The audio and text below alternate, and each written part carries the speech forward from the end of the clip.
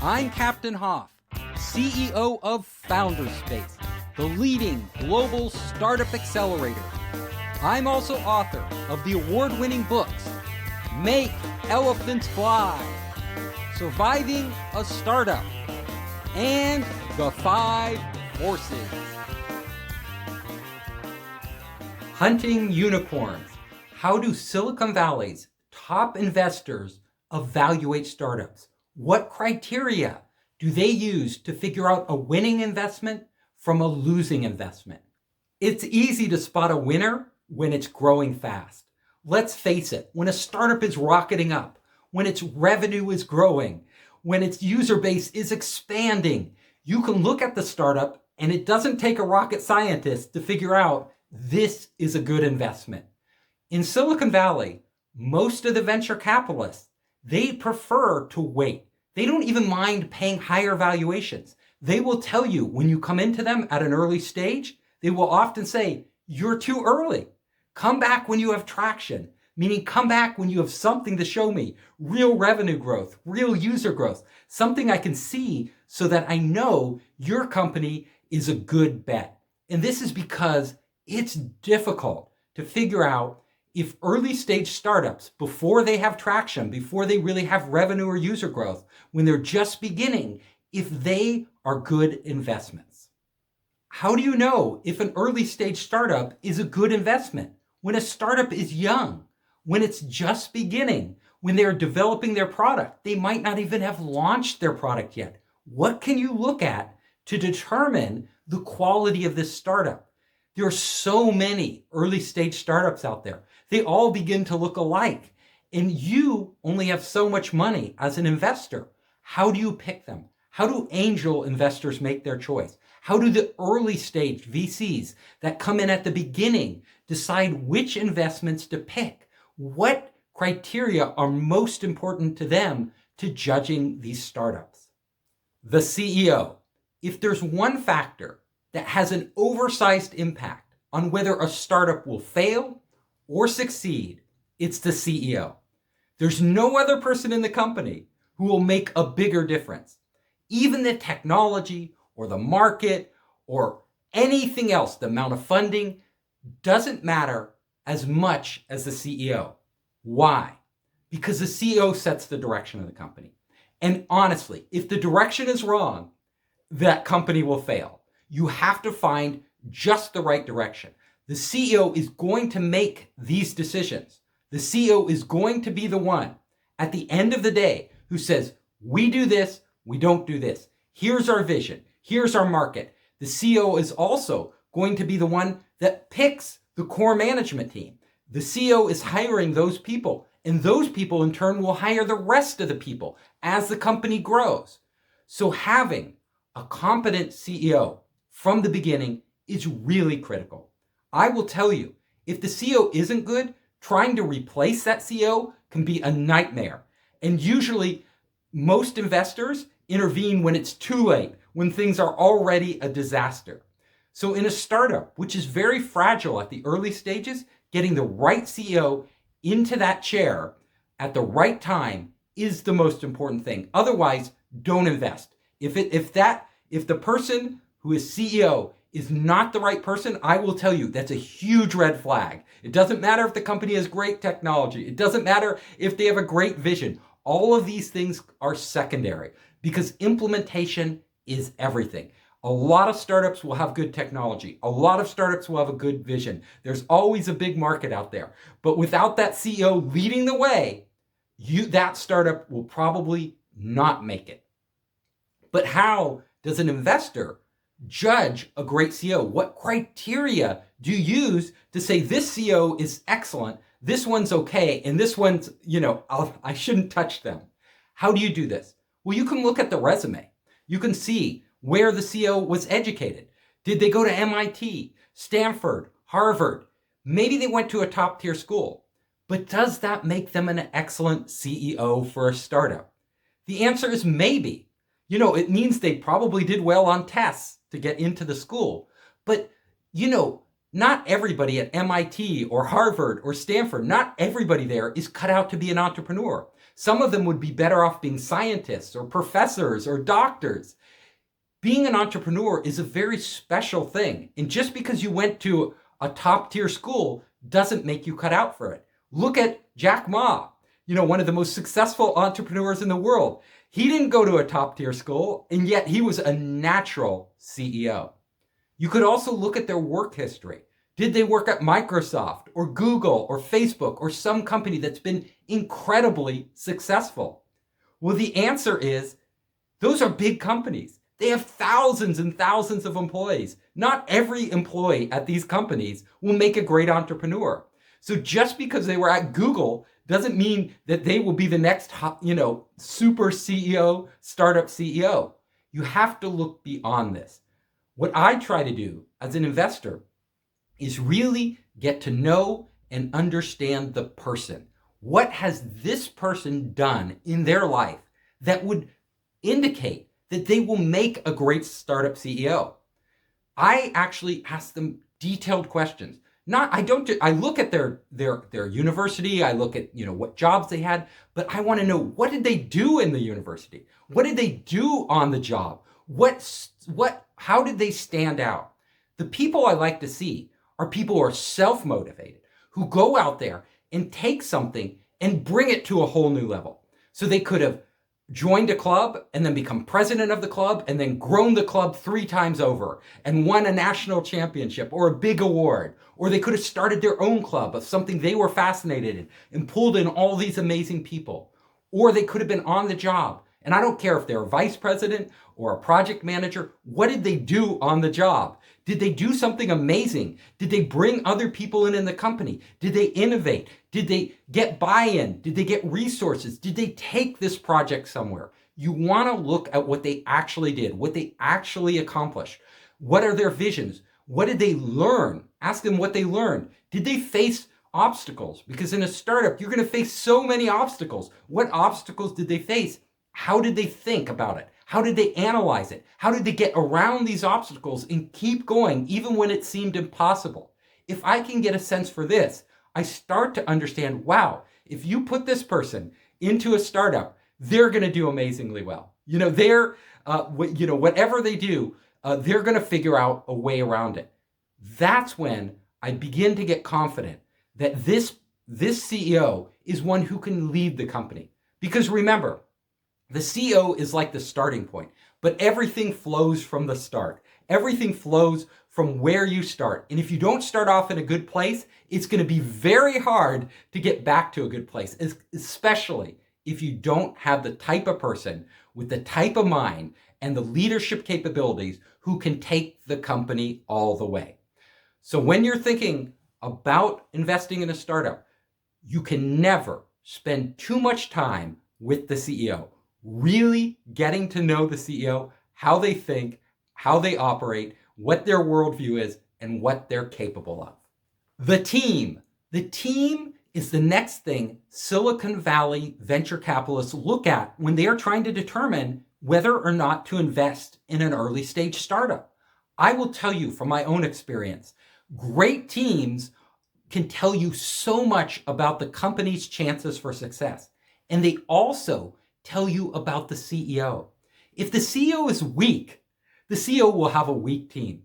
That CEO won't be able to attract the right type of people to really grow this business. And I don't care how smart that CEO is. I don't care if they're a genius.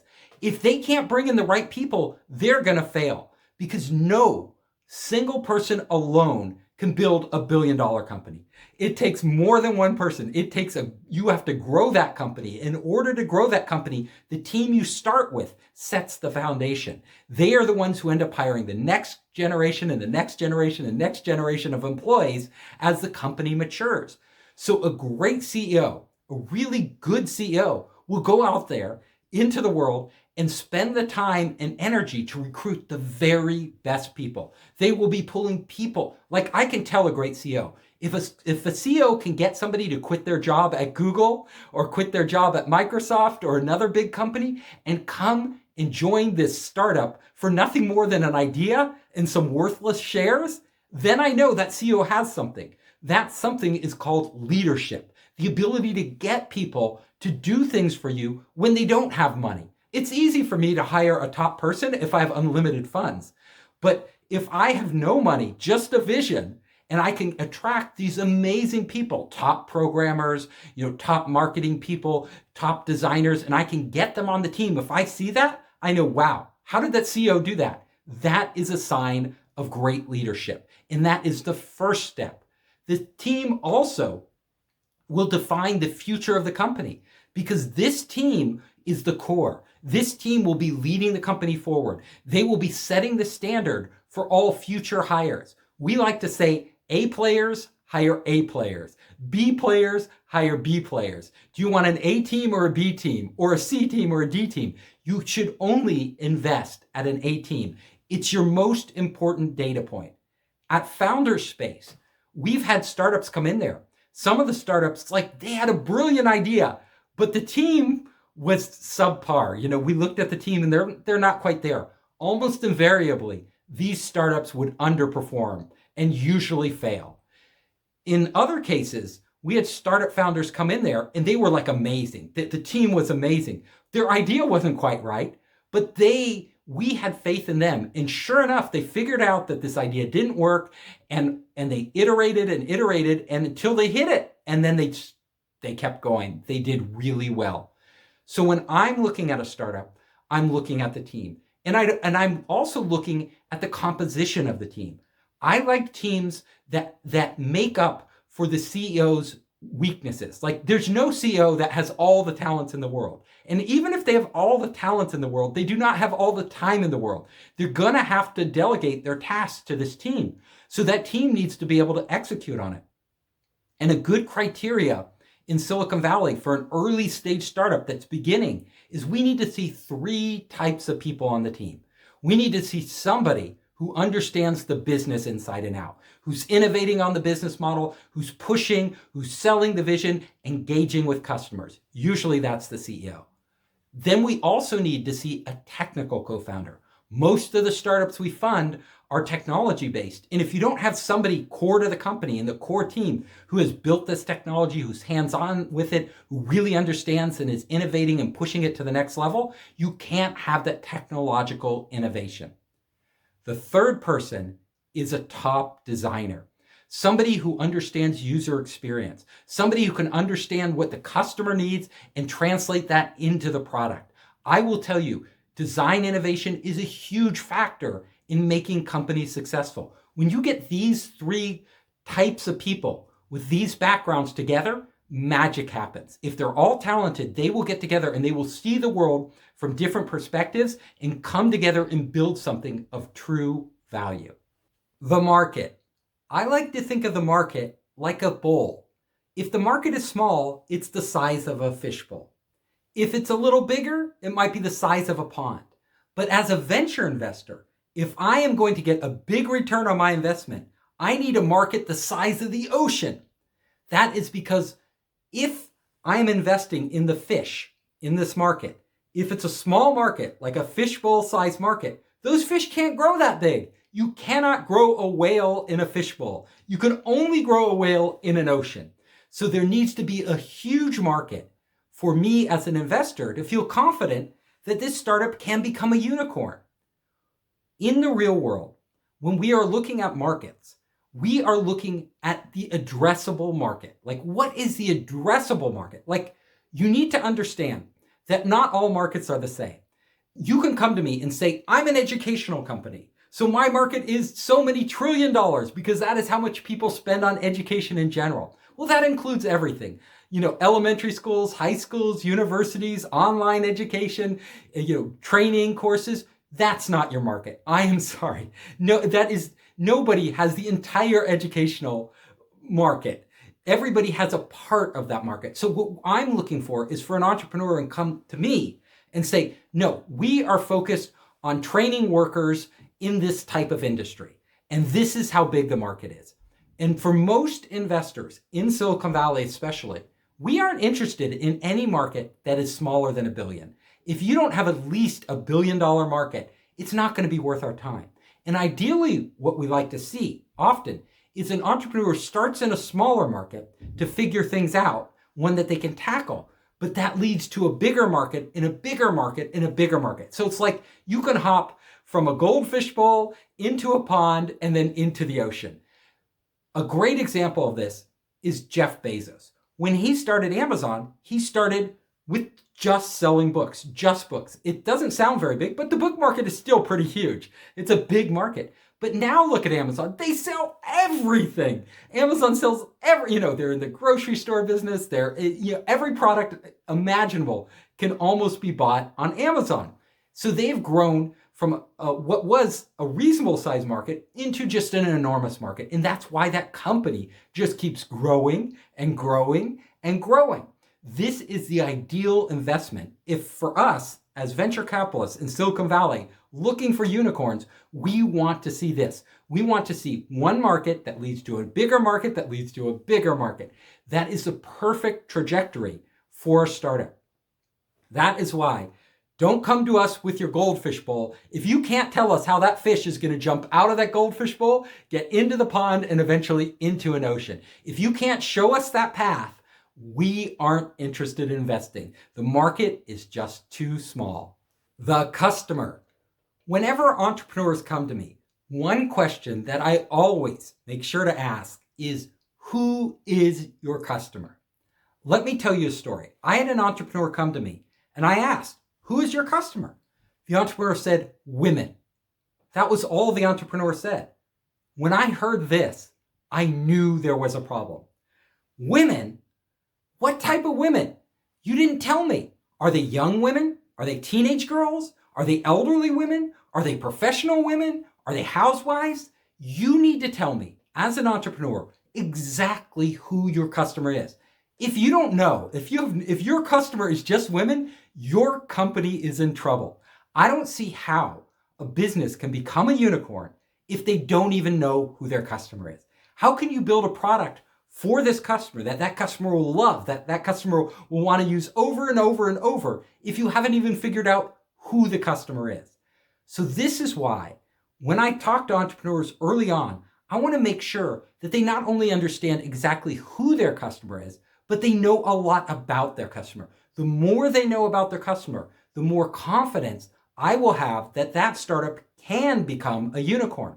I want to hear the entrepreneur say, my customer is teenage girls. This is the type of books they read. These are the type of movies they watch. These are the type of homes they live in. This is where they go shopping. This is what they buy. The more data you can give me, the more assurance I will have that, wow, you really understand these customers. And you can probably figure out how to build an amazing product just for this segment.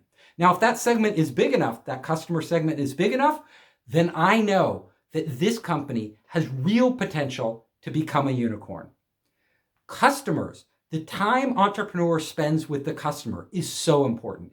I have seen so many startups fail because the entrepreneurs are just building something without ever really getting in with their customer, without interfacing with their customer, without learning from their customer. If I'm investing in a business, I want entrepreneurs who have taken the time up front to actually go out into the world, to meet their customers, to get to know their customers, to see their customers' problems, and figure out all these different things, and then bring them back and start putting them into their business. Those are great businesses. The businesses that understand the customer are the ones that can become unicorns. Watch the waves. As an investor, I am always watching the waves. The waves are trends. These are trends that can transform our society. We can go back in time and look at some of the big technological waves that have actually reshaped our civilization. The internet, first of all, was a tsunami of a wave. It literally changed every business and industry on the planet and all of our lives. It gave birth to so many companies, so many great investments. But there are much smaller waves. There are waves happening right now around all sorts of technology. There's waves around the blockchain. There are waves around brain-computer interface technology. There are waves around space travel and all the technology being used by Elon Musk and Jeff Bezos to take humanity into space. There are waves happening we've seen waves happening in the past around mobile. The whole iPhone and Android waves, those were enormous. Literally, an entrepreneur who catches a wave has a huge advantage. If you come in at just the right time and catch that wave, for example, when the iPhone launched, when it first launched, when it was the first truly compelling smartphone that took off in a big way, you could create a little application, not even a great application because there wasn't much competition, but simply because you were catching that wave at just the right time, it would propel you and you could make millions and millions of dollars off of an application today that nobody would even bother to download. This is the power of waves. And I tell entrepreneurs out there, when you're out there, when you are like a surfer. So an entrepreneur is like a surfer. You're looking not to what waves have already happened because that's too late. If a wave has passed, it doesn't matter. You have to look to the future. What are the waves coming now that will transform us in the coming decade? And what are the biggest ones? And can you position yourself to capture it? Now, if you're too early and you start paddling much before the wave comes in with your company, you'll run out of steam. You'll run out of energy before the wave reaches you. And it won't work. Your timing is bad. And if you're too slow, if you miss that wave and the wave has already passed, no matter how hard you paddle as a surfer, you will never catch up. Entrepreneurs who launch late, once the wave is gone, they don't catch up. It's literally just like a surfer. You have to catch the wave just at the right time, and then it can take your small company of just a few people and propel it into a big business. Let me give you some examples of startups the wave has made an enormous difference. Facebook. We all know Facebook. They came around at just the right time. When people were getting online at the right time, right? In a mass number, everybody had internet access, and they allowed people to connect with each other. Now, there were a few companies before Facebook that tried social networking that didn't go anywhere, but Facebook hit it just at the right time with the right solution. And it took that company that was started, in a dorm room in Harvard and propelled it into this, multinational, enormous business. This happens over and over again. We saw it with YouTube. Before YouTube, I can tell you, I was around. I saw there were a lot of video startups, a lot of startups putting up video, but literally they were too early. Broadband wasn't here yet. Not enough people had broadband. As soon as YouTube came around, it was the perfect timing. Everybody was starting to sign up for broadband. They had the quality of the video was starting to get good enough for people to have a real entertainment experience. That was the wave that propelled them. So as investors, when we're looking at any startup that we hope can become a unicorn, we know that if it is catching a wave, it is a good investment. And that is why many investors invest in the same thing at the same time, because we're all looking out there at the future and we're all placing our bets. And we know, this company at this time has a chance to become really big. The beauty of a wave is that, an entrepreneur, if they're just out on their surfboard and there are no waves, it's only their own momentum. It's only their own energy that will get them forward. But when there's a wave, when there's something, when people are naturally doing something in society or just ready for it and all the conditions, the infrastructure, everything else is primed, that will give them that extra push that they couldn't do themselves. A lot of times, waves are generated not just by technology, but also by the media and society and culture. Like we will be focused, culture will be intently focused on certain things at certain times, and that will drive the business, They will get a lot of attention. Look at the startups when you read every day the news. Look at the startups making the headlines. These startups are on waves, right? They're on topics that people care about. That's why they're being written about. And that in turn creates a virtuous circle where more and more people are driving to use their service. During the COVID-19 pandemic, when the coronavirus swept the world, here was a company perfectly positioned to capture. It was a disastrous wave for some, like it was wiping a lot of businesses out. But for certain companies, it was the perfect wave. Zoom, the technology company that allows people to collaborate online with video, everybody being trapped in their home, this pandemic turned out to be a wave for them, a tsunami for them. They were on the front lines of every news publication out there. People were reading about them, and people were like, "Oh, everybody's using Zoom. I will use Zoom too." So waves can come in many forms. There are also social waves, like trends, just things people are doing. There was an entrepreneur, and he was in the clothing business. Clothing business is very cutthroat. It's hard to break through. It's dominated by a few big companies, big brands like the Gap that are dominating clothing. But this one entrepreneur saw an opportunity. He saw a wave when it was small, when nobody else recognized it, but he saw it could get pretty big. And this was yoga. So he saw a lot of people starting to do yoga. And there were really no clothing brands really just focused on yoga. So he decided, let's try this. He made yoga clothing. He saw that yoga people are very passionate and they want certain things. And when he gave it to them, they would pay top dollar. This company grew incredibly fast. Now it's a dominant player in clothing in general. Lululemon. They caught the yoga wave. There's another company.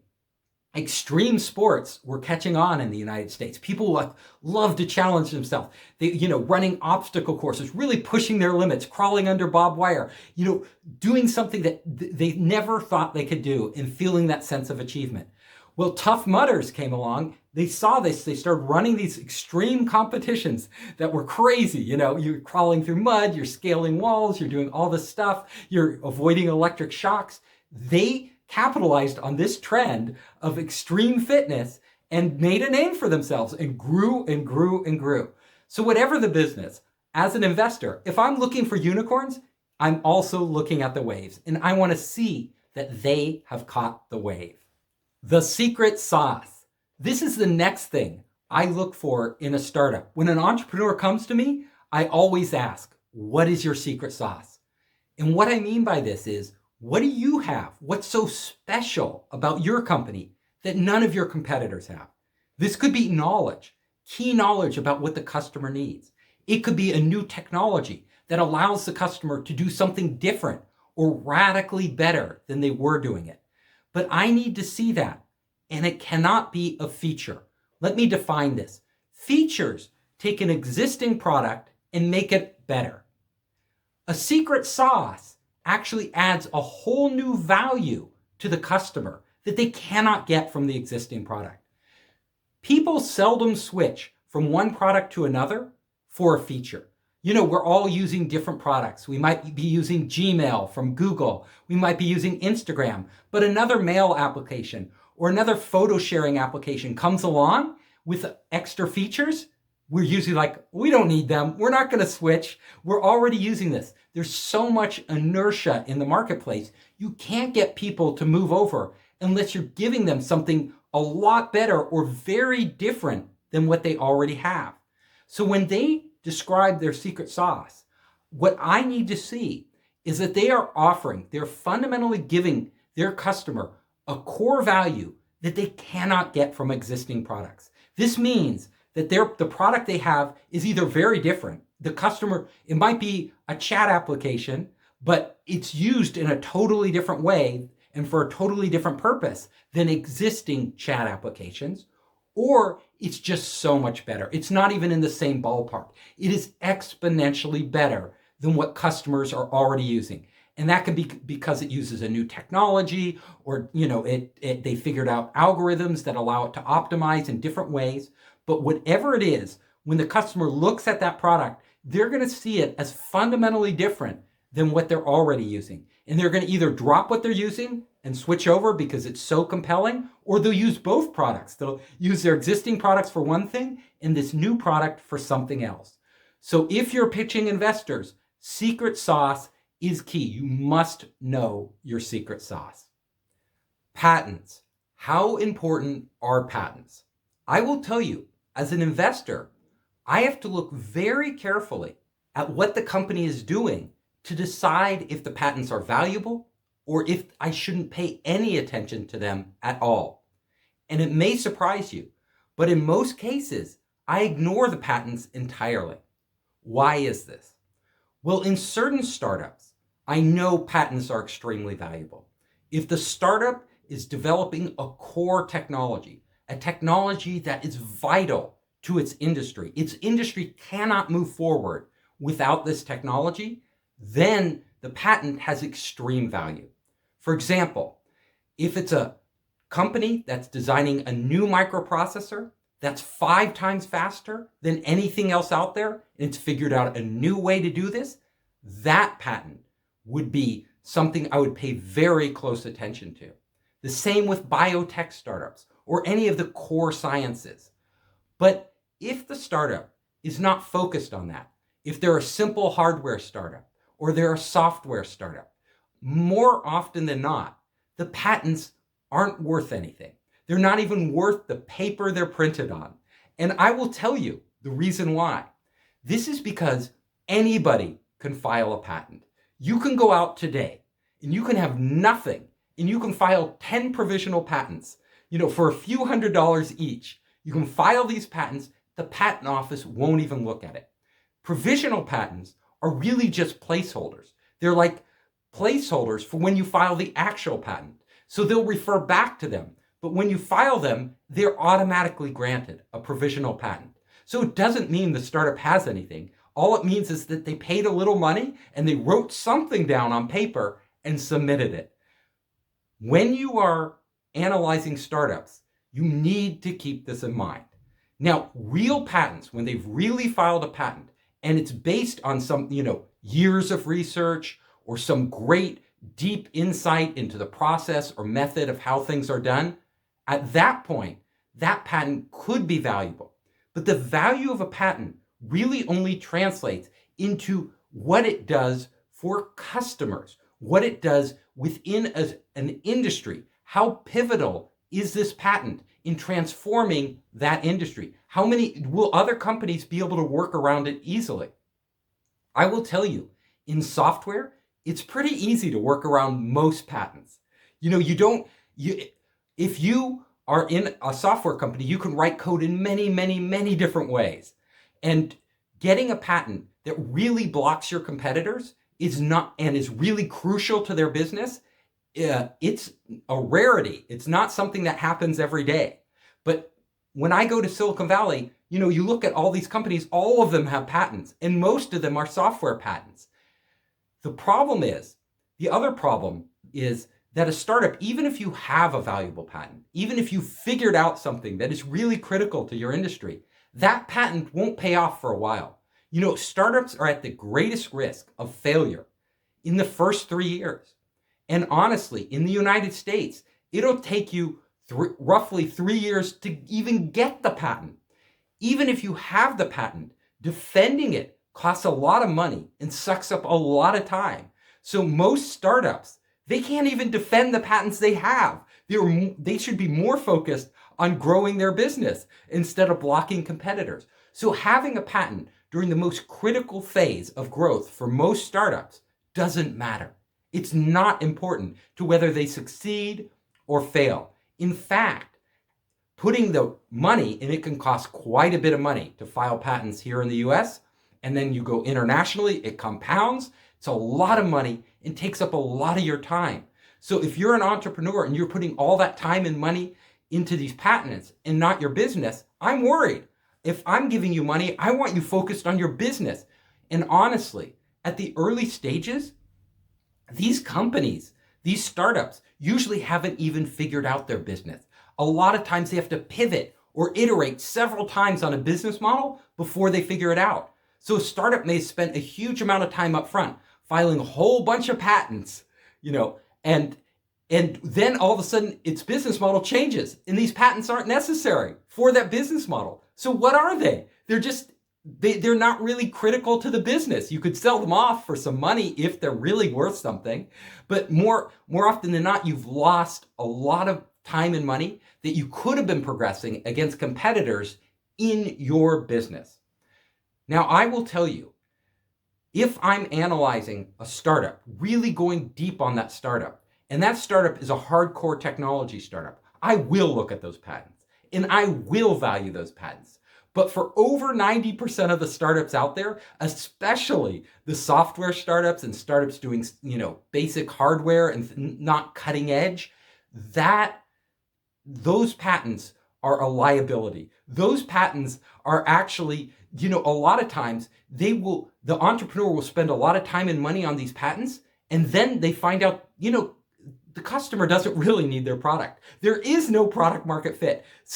But they don't want to change because they've invested so much in these patents. So the patents actually hold them back. They keep the startup from abandoning something and trying something else. And I know from experience as an entrepreneur and an investor, the startups that try this and then switch and try that and keep running many different experiments until they can find the perfect product market fit, those are the ones that break through. The ones who kind of stick with a path aren't. So patents can not only not help a startup by draining its resources, but they can actually impede a startup from making the progress they need to make quickly enough to break through. Remember, technology alone doesn't make a startup. It's only the value that technology provides to the customer that matters. That's all that matters. And once a company takes off, once a company finds a product market fit that works, that's when they should consider filing a patent, because that's when the venture money starts flowing. They're growing quickly. They can hire more people. They have the extra resources so that they can put it onto filing patents. But before then, for most startups, I tell you, forget it. Don't waste your time. Maybe a naive investor will think those provisional patents you filed are worth something, but I'm not. Any smart investor in Silicon Valley will just ignore those patents, for most companies and say, show me the business. I want to see the business. What I care about is that your business works. Look at Facebook. When they started, they had no patents. Uber, when they started, they had no patents. Twitter, when they started, they had no patents. Most of these software companies and internet companies, they have no patents when they begin, but later, as they mature, like when Facebook went public, it acquired 50 patents. Why? It has all the money in the world to acquire patents. And the value of the patents is tiny compared to Facebook's, what Facebook is earning. And at the rate at which they're growing, they can afford to just acquire. So spending that money later is a much better idea than spending it earlier. You get a much bigger payoff if you structure a startup that way. So investors need to keep this in mind when analyzing a startup and their patents. Business model. The next thing we look at as investors is the business model. We want a business model that works. Now, there are two fundamental types of business models. Number one, the ad model, where you get paid by advertisers. And number two, the customer model, where your customer, whoever they are, pays you directly. For the ad model to work, you need to meet some fundamental criteria. First of all, for an ad model to work, typically you need a large user base. If you have a niche audience, a small user base, you will never generate enough money through ads to really hit the revenue numbers you need to hit to grow a unicorn, to grow a multi-billion-dollar business. So you look at the companies with ad models, and they're pretty broad. They reach out to everybody, like Google. Google is, most of Google's revenue is ad revenue, and almost everybody uses Google. You look at Facebook. They have over 1 billion active users. That's why they generate so much money with the ad model. But I've had entrepreneurs come into me and say, we're targeting a niche audience. We're targeting firefighters, but we want to use an ad model. I'm like, what? There just aren't enough firefighters in the world probably to generate the type of revenue to make you a venture fundable business. It doesn't work that way. If you're going to do the ad model, you not only usually need a lot of users, you also need data. You need to be able to target these users. The companies with ad models that are most profitable have the most data. This is why Facebook makes so much money. This is why Google makes so much money, because they have so much data about you. If you don't have a lot of data on the users, your advertisers aren't going to be able to target their ads to the people they need to reach to actually get transactions, and it's probably not going to be that profitable. The more data you have, the more profitable you'll become. So as an investor, we're looking at this equation. We're also looking at time on site. You may have a lot of users, but if they don't spend a lot of time on your site every day, if they don't come back often, if they aren't engaging deeply, they're probably not going to click on a lot of ads. So all of these criteria are what we take into account when judging whether a company with an ad model is viable, whether it's on track to be a great venture investment. Now let's go to the second business model.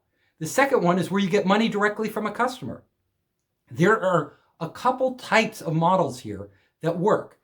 You can get money from a customer once, maybe even once in their lifetime or once in a very long time, and you can still be profitable. A good example of this is the automobile industry, right? You sell a product once to a person, they might not come back for 10 years, 5 or 10 years to buy another car, maybe even longer. Depends on how long they want to keep their car. And they might not even come to you. They might go to somebody else because by that time they want a different car. But the profit margin in selling a car is big enough. It's big enough so that they can get that customer once and it's fine. They're making enough money to justify all the advertising they spend to acquire these customers and still make a healthy profit. But there are other businesses where you aren't selling something that is as profitable as a car. You might be selling a gadget, a new device you made. And the prices on these devices may range from $10 to, a few $100s, but the profit margins are usually pretty slim. And where there's competition, where you don't have a unique brand, a unique technology, the profit margins quickly, if people are out there copying your idea, everybody's producing the same thing, quickly shrink to, barely enough. Unless you're a tried and true business where you have massive distribution, you're selling laundry detergent. Laundry detergent may not have the biggest profit model, but you have all the distribution channels, or you're a big electronics maker and you're putting your products everywhere like Sony, then you can make money even off new gadgets, right? Because you have a brand, you have all these things, you have economies of scale. But if you're a startup and you're coming to us with this new gadget or this new thing that people buy once, and most of the time they never buy again. So the typical thing, a lot of startups put up their products like a smartwatch or whatever it is, they put it up on Kickstarter, and then they expect to have a big business. Like Pebble, they started with their smartwatch. They put it up on Kickstarter, they're a startup. They made lots of money. They got, a huge amount of advanced orders. So it seemed like, wow, this is a great business. But the problem with this is you only sell it once. You just sell it once. And then there are so many other people making similar products. How do you stand out from the crowd? And there's people who will undercut you in price. So every time you want to get a new customer after the initial splash, maybe you got some press, you have to actually pay money. And in startups, the two biggest costs that most startups have are their employees, the talent they hire, and their customer acquisition costs. How much does it cost them to acquire a customer? If you're spending fundamentally more on acquiring customers than you are making in profit from your product, you have a broken business model. And I have seen so many startups that they look great on the surface, but every time they want to get a new customer, they have to spend more than they can make or close to what they make on their products. And they just end up burning out. They end up going away. Those startups fundamentally are broken. And even if they work, the problem with any product that you sell only once to your customer, and then you have to go out and acquire a new customer to make more revenue, is that it's a very difficult business to scale. It's once you can do it, you can scale these businesses, especially if you have a unique technology and there are no competitors and you can keep a deep profit margin, especially the more expensive the product, if the more costly the product, the more room there is for profit, then you can do it. But in a lot of cases, I see these startups that, they have an amazing product. There's definitely a need out there. They've proven people want it, but they just can't grow. They end up they shoot up, maybe they launch and then they plateau, and it's very, very tough. It's a bad venture investment. The business model that we like the most in Silicon Valley from the vast majority of startups is not a one-time sale. It's what we call recurring revenue. It means you go out there and you get a customer and they keep giving you money. And over the lifetime of that customer, even if they're giving you small amounts of money, it can add up to an enormous amount. So let's look at the successful companies are out there, the biggest and best companies, and see what business models they have. Well, we've already talked about Facebook and Google. They have the ad model, but the ad model is also a recurring revenue model. They're getting money from advertisers, but over and over and over. Well, if you're getting money from customers, you can have that same model. Look at Amazon or Alibaba. They're recurring revenue models. Every time they get a little bit of the sale, but there are enough sales that Amazon is getting money on these sales.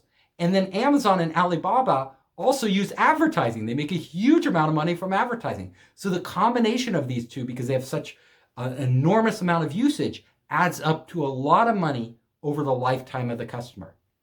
You look at a company like Uber. They don't have any ad model, but every time you use an Uber, you're giving them money. So this is why investors got so excited by Uber. This is why they valued it so highly, because they saw basically that if you want to get a driver, every time you have to go back to Uber, and every time you ride in an Uber vehicle, they're making a little more money, which adds up to a lot of money over their lifetime. Now, investors in Uber may have got too excited. They may have pushed the value too high, so it had to adjust downwards. But even then, it's still a good business model. That's what we look for as investors. Fundamentally, where the lifetime value of a customer, as long as you can expect to own a customer, most customers that sign up for Amazon or Alibaba or Uber or any of these services or any of the SaaS models, they usually stick with that company pretty long if they have a good service. So we'll measure that. We'll look at, what is the lifetime of the customer? How much can you make? And then a venture capitalist will do the math. This is fundamentally doing the math and basically seeing, wow, over that lifetime, you have a really significant profit margin. And this is what venture capital is good at. Venture capital will look at the future and say, you may be losing money now. You may not be you may actually be in the red. But that's because initially acquiring the customer, it takes a while for that customer to pay for himself or herself. So it's going to take a while for these customers to mature and you to get your money back. But once they paid for themselves, everything else is profit. Like then you're really making money. So we as venture capitalists will advance you the money. That's essentially what venture funding is. It's an advance on the money, and in exchange, we are getting a share of your company because we can see in the future that you are going to become highly profitable. And what you need to do now is dominate the market, get as many customers as fast as possible. So a lot of the software as a service companies, use recurring revenue. In fact, that's the fundamental model, a subscription model. And that money can add up fairly fast because software tends to scale really well. The costs, you can have a very, very healthy profit margin in software. Software is also very flexible. You can update it, add new features, do upsells very easily. Keep charging that customer more. Software, a lot of SaaS companies scale by the number of users, by the amount of usage. All of these things bode well for that type of recurring revenue business model. So again, think of business models. They aren't that hard. If you're an investor and you're looking at startup, you can look at these fundamental principles of business models, see if they map to the startup you're looking at, and then you can start to gauge the potential. If this startup if it's a big market with a lot of users and a lot of recurring revenue, even if each transaction is very small, but you're getting transactions frequently, how much money will that add up to? Will this become a unicorn? And if it is, that's when we make the decision, yes, this is the type of company we want to invest in. Design innovation. In Silicon Valley, we pay particular attention to the design. Design matters. It used to be, in the old days, you could crank out software, it could look as ugly as a pig, and still businesses and consumers would use it because there wasn't that much competition. But in today's world, it's hyper competitive, hyper.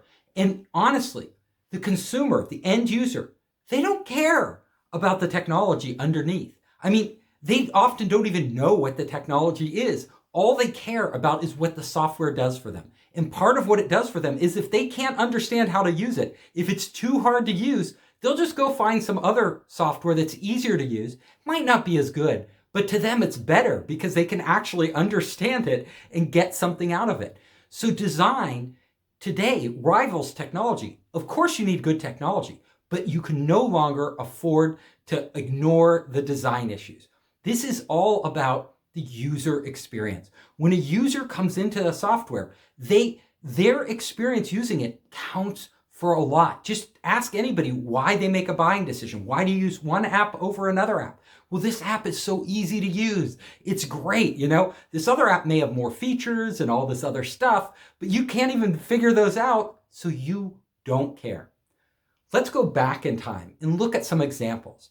In the early days, well before, we have all these cloud sharing sites like Dropbox and Boxed, and, now Google does it and Microsoft does it. Everybody allows you to file share on the cloud. Well, in the early days, they had a similar thing. It was called X Drive. It was before Dropbox kind of broke through with their big cloud file sharing. Now, X Drive, it worked, but it was clunky. It was hard to use. The design wasn't good. When Dropbox came out, they basically took that same idea, similar technology, but they made it beautifully simple. It was so simple and easy to use that it just spread. It virally spread. And the best way for products to grow today is you tell somebody else, you're like, use this, look at this, try this. It's amazing. And people try it. It's so easy that they, again, share it with other people they know. You look at other companies that have really excelled at design. Look at Airbnb. Airbnb was not an intuitive concept. Right now we think, oh, everybody uses Airbnb.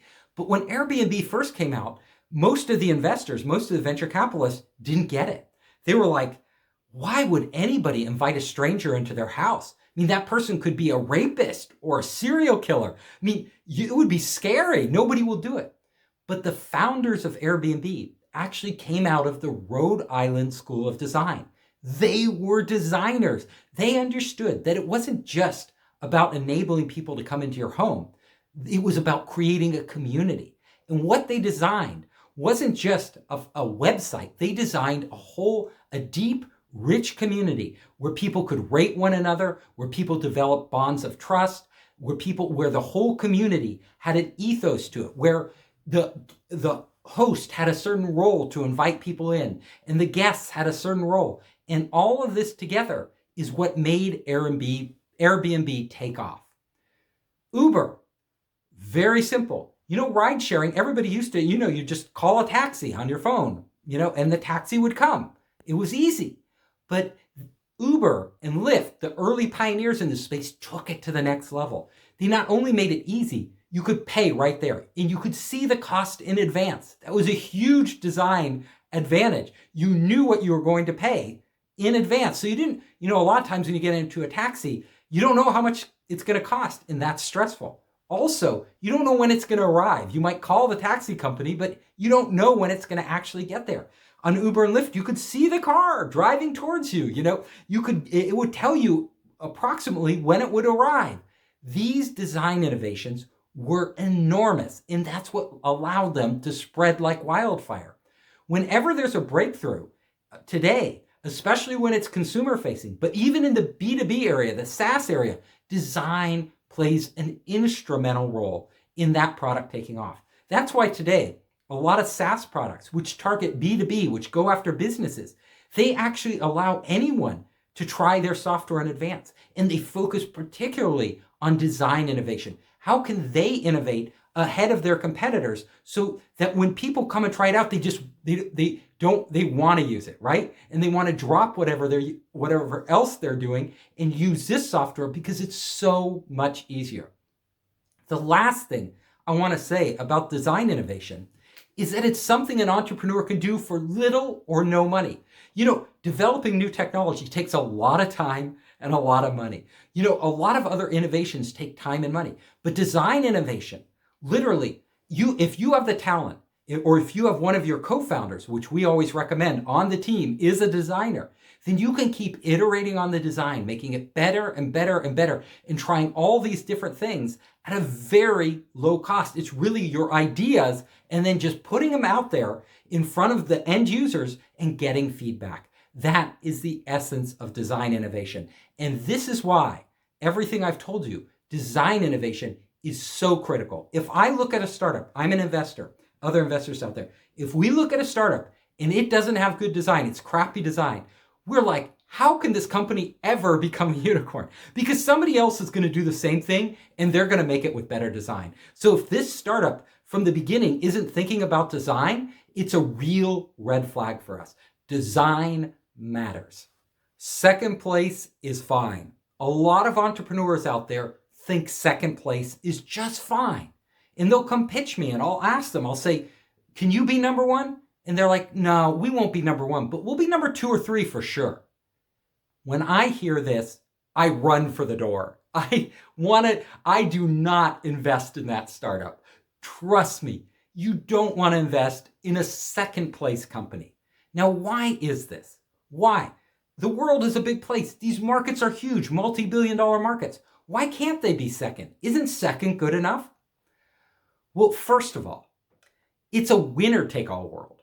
In a winner-take-all world, especially with new technologies emerging, transforming industries, the winner ends up being worth exponentially more than everybody else. Look at the companies.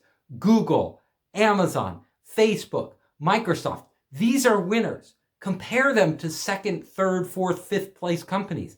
They are worth so much more. Also, a lot of times, you don't even know who the second place one is. All of us use Google. Who's second? Well, some of us, a few, will use Bing. But after Bing, what is there? Third place, fourth place, if you're them, you're almost nothing in the search business. It's true across the board. Who is really a competitor to Amazon? Amazon just dominates that market. When you look at how technology companies grow, expand, and monopolize, they form pseudo-monopolies on markets, you really want to be first place. And this is why when an entrepreneur comes in and I ask them, can you be first place? And they'll tell me, no, we'll probably be second or third. What are they actually saying? Well, I'll tell you, there are plenty of entrepreneurs who will come in and say, I can be first place. A lot of them competing with that company will say, I can be first place. I know I can be first place. And this is exactly why. Well, out of all those companies, only one will be first place. So all the others who thought they could be first place, they will be lucky to be second place or third place. And that entrepreneur came in and told me that they were content with being second place because they knew they could never be first place. Well, they're not even going to be second place. They're not going to be third place. They'll be like 10th place, 11th place, or they'll probably be out of business. That is why I don't invest in second place companies. I am always looking for the market leader. I don't care if they can give me a much better valuation. I don't care if they think they can be fine, because I look at the technology world and it's a winner take all world. And as an investor, when you are hunting unicorns, when you are out there, when you want to get a unicorn, you only can get those unicorns usually by going for first place. Go for the companies who have something, who think that they can dominate their market. And if you're lucky, if you're really lucky, they will be the one that winds up on top.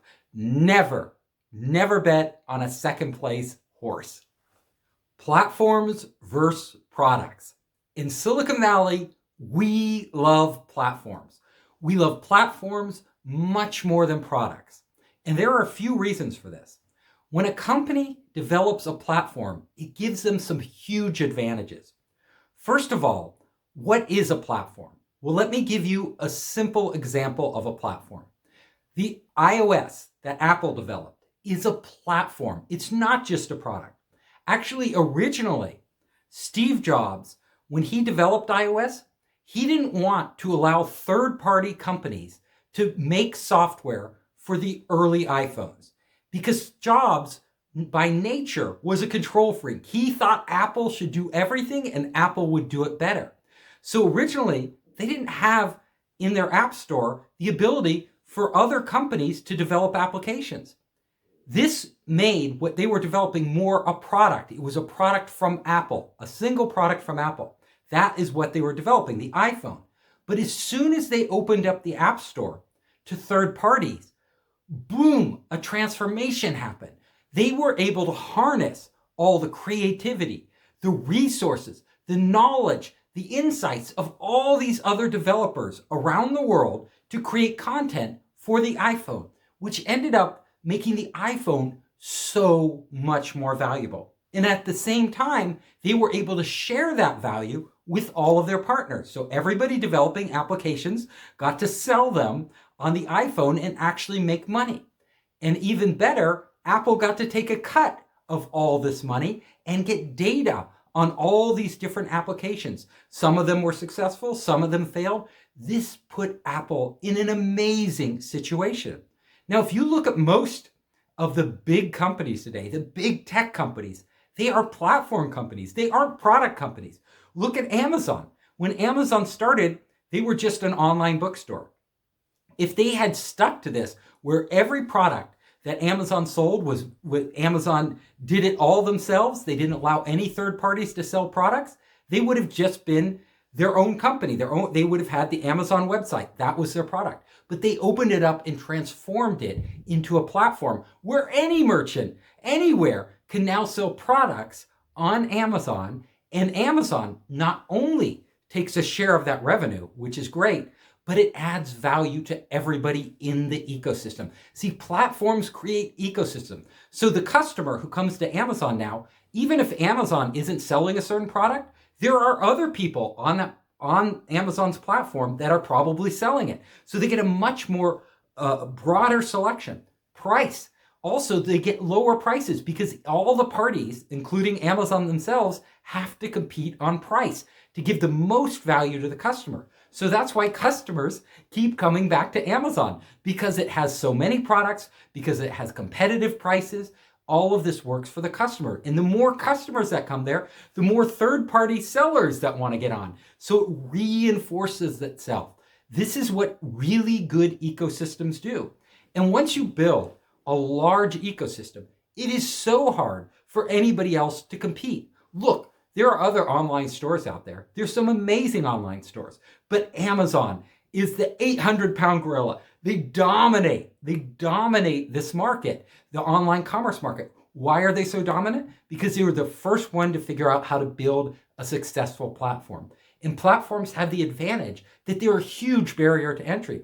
Somebody else can copy Amazon and allow other merchants onto their e-commerce sites, making a platform, but the merchants don't even want to come because they're so far behind Amazon. Once you build a platform, you get that network effect of all the people participating. This is why it's so hard now. Google and Apple dominate the mobile industry, with Android and iOS. They built the platforms. There could be other great operating systems out there, but we won't even try them because there's so many applications, so much content for these platforms. Whenever you have a platform, you get this multiplying effect, really powerful multiplying effect, because everybody that's participating in the platform in this ecosystem is gaining value from it. And the more people that participate, the more value they gain. But the biggest winner of everyone is the platform owner. So sure, there are a lot of merchants on Amazon that can get rich. Sure, there are a lot of app developers out there who do really well, on Apple and Android systems. But the biggest winner is always the platform owner. Why? Not only can they get a share of the revenue, but they get insights. They get to see everything that's going on in their ecosystem. They have control over the future of the ecosystem. Everybody else has to adapt to what the platform owner decides. And these insights can spawn new businesses. So Amazon now, they're into everything, right? They've leveraged their platform. They keep growing it. They're doing videos now. They're doing music now. They have AWS, which they didn't have at the beginning. They're cloud hosting, on and on and on. Platforms are the answer. If you're going to have a unicorn or a huge company in the future, what you should think about is not products. You should always think that you could start with a product, start with a great product, but always look at the path towards building a platform, towards getting other people to contribute value into your ecosystem and share in that value. Build platforms, not products. Values and spirit. A lot of investors overlook this factor. They're more concerned with their bottom line. They want to know if this startup will become a unicorn. But let me tell you, the values and spirit of a company do a lot towards shaping its destiny. There are companies out there that you can see when you talk to them, when you meet the employees, when you talk to the management team, that they really have a core philosophy that's guiding the company. And this creates an entirely different momentum and environment inside the company. First of all, when you have values that bring people together, It unifies the company. It also gives them purpose. And I will tell you, most of the people out there that I know, especially here in Silicon Valley, they don't just work for a paycheck. When they have a choice, the really talented people have a choice of which companies they work for. And they don't just want a paycheck. They want something that's going to be meaningful. They view their job, because they're very motivated, as their life, right? This really matters to them. And they want their life to have values, and the same values that they share. So if you look at a company, let's say like Patagonia, when they started, they led their market. They were one of the first companies to really focus on the environment, producing sustainable clothing, building a brand. And that brand motivated their employees. Like, their employees love that company. And the way it's managed, the freedom the employees have, the creativity, the innovation they display. And then those values translate into their customers. Their products are not the cheapest products, but customers who love what Patagonia stands for will pay premium prices because what they put on their body is their values.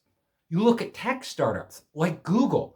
Google, from its inception, believed in giving people, their employees, freedom to try things, not telling them what to do, asking them, what can you do? Where can you go? Where can you take this company?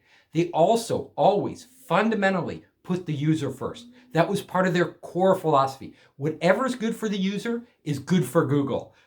Think of the user. Don't think of Google. Everything will flow back to Google if we do what's right by our users. These core values in any startup can make an enormous difference. So when I'm evaluating a startup and its potential to really bring together its workforce, to do great things in the world, and to go out into the market, as a Silicon Valley investor, values rank up there extremely high. I also look at the spirit. What is the spirit of the people in the company? Are they happy?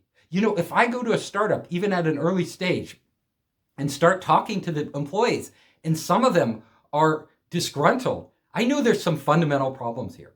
But if the employees really love what they're doing, if they enjoy going to work, if they don't feel like it's a drudgery, I know that these guys are going to put in the extra effort to go where they need to go.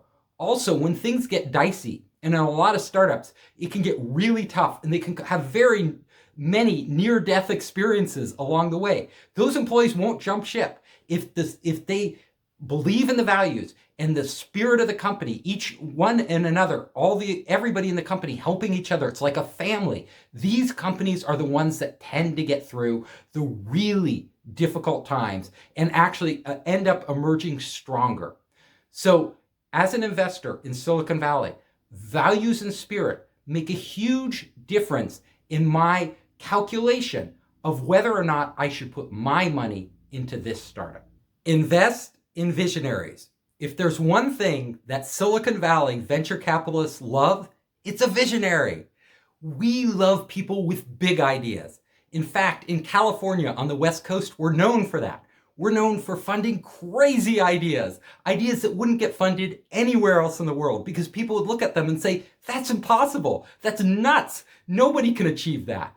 Well, we have learned through our own experience and what has made Silicon Valley so great and such a hub of innovation is that people with big ideas, people with ideas that might even seem unrealistic or impractical, these people tend to make big change. Sometimes they don't reach their ultimate goal. Sometimes their goal is just too out there. But along the journey, going towards that goal, they are able to push through conventional thinking, break down orthodoxy, and actually start to see things and gain knowledge that other people aren't able to get. If you are locked into your industry and the way it does, and you know the limitations and you accept those limitations, suddenly you can't innovate. You can't push beyond. But the people who, when they look at a limitation, don't see it as a limitation. They see it as a challenge, something they can overcome, especially using new technologies.